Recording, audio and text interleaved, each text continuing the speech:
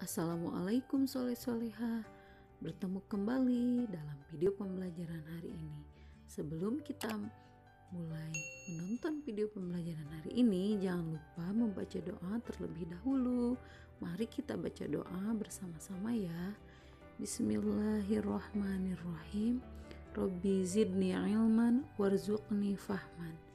Ya Allah, tambahkanlah kepadaku ilmu dan berilah aku karunia untuk dapat memahaminya.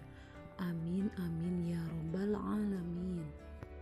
Baiklah soleh-soleha, untuk muatan pelajaran yang pertama yaitu IPS. Nah, di IPS ini kita akan membahas upaya meningkatkan kesejahteraan pada masa awal kemerdekaan.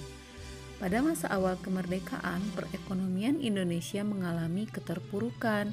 Untuk mengatasi masalah perekonomian, pemerintah menerapkan beberapa kebijakan sebagai berikut. Yang pertama, kebijakan Uang Republik Indonesia atau disebut dengan ORI.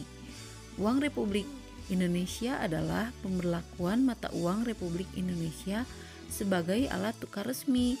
Pada tanggal 1 Oktober tahun 1946, pemerintah mengeluarkan larangan menggunakan mata uang nica dan digantikan dengan penggunaan ORI sebagai alat pembayaran yang resmi di Indonesia. Kemudian pada tanggal 25 Oktober tahun 1946 diberlakukan kebijakan yang mengatur pertukaran uang rupiah Jepang. Berikutnya, konferensi ekonomi.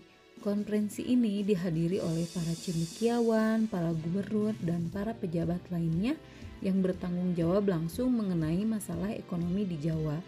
Konferensi ini dipimpin oleh Menteri Kemakmuran yaitu Insinyur Darmawan Mangunkusumo. Tujuan konferensi ini untuk memperoleh kesepakatan yang bulat dalam menanggulangi masalah-masalah ekonomi yang mendesak seperti masalah produksi dan distribusi makanan, sandang, serta status administrasi perkebunan. Berikutnya, pinjaman nasional. Program pinjaman nasional ini dilaksanakan oleh Menteri Keuangan Insinyur Surahman. Pinjaman nasional akan dibayar kembali selama jangka waktu 40 tahun. Menteri Surahman mengusulkan program pinjaman nasional yang diwujudkan dengan pendirian Bank Tabungan Pos.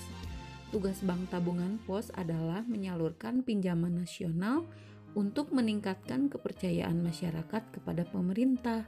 Nah, pemerintah juga memberikan pinjaman berjangka melalui rumah gadai. Program ini bertujuan untuk mengumpulkan dana bagi kepentingan perjuangan dan meningkatkan kepercayaan rakyat kepada pemerintah Indonesia. Berikutnya, Badan Perancangan Ekonomi atau Planning Board. Pada tahun 1947, Menteri Kemakmuran Dr. Aka Gani mengusulkan pembentukan Badan Perancangan Ekonomi. Badan ini bertugas menyusun rencana pembangunan ekonomi berjangka waktu 2-3 tahun yang kemudian disepakati sebagai rencana pembangunan 10 tahun.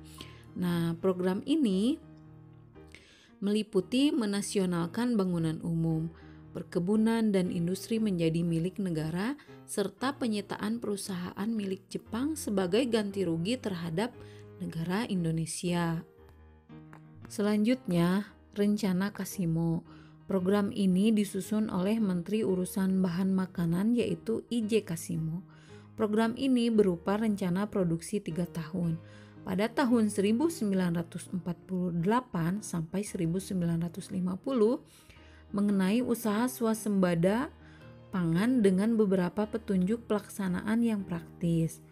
Untuk meningkatkan produksi bahan pangan dalam program ini, Kasimo menyarankan agar pertama, menanami tanah-tanah kosong di Sumatera Timur seluas 281.277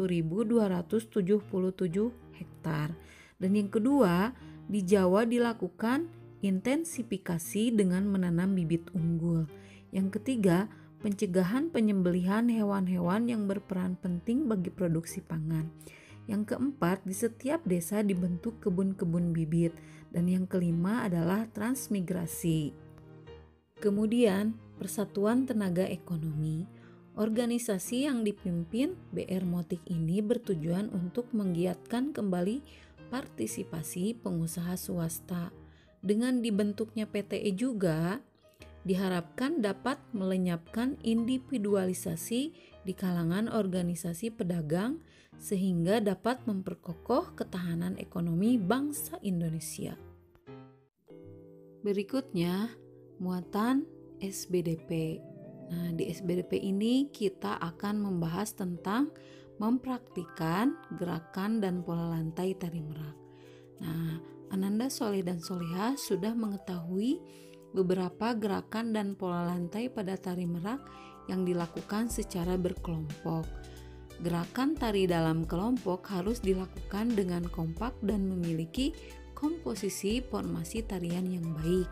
Agar tarian dapat ditampilkan dengan baik, berlatihlah secara rutin dan menggunakan properti tari yang sesuai.